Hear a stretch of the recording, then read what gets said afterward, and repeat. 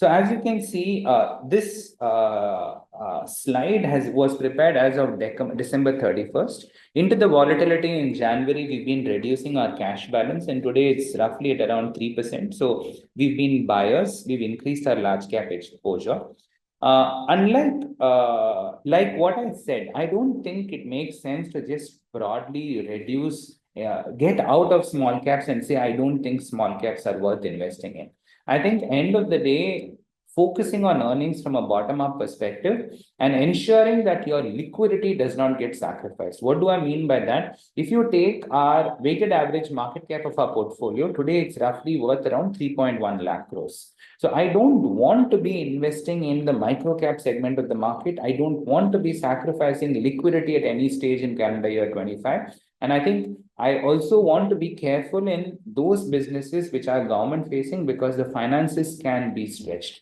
So defining those areas which you don't want to be investing in is also important.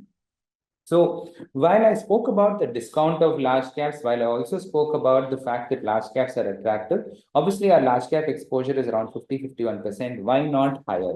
Why not higher gets answered predominantly when you look at our banking exposure. Today, roughly out of the large caps, 34% is in banking. Our exposure is still at 5.5%. We are underweight banks. We continue to be underweight banks, though we monitor our positions to see do we need to change our mind. At the moment, we are not yet ready to. So unless and until we change our mind of banking, I don't see the large cap exposure going up to 75-80% as we speak. So like I said, in terms of where we are positioned, our largest weights continue to be across pharma and healthcare. In FMCG, it's going to be with the rural exposure perspective.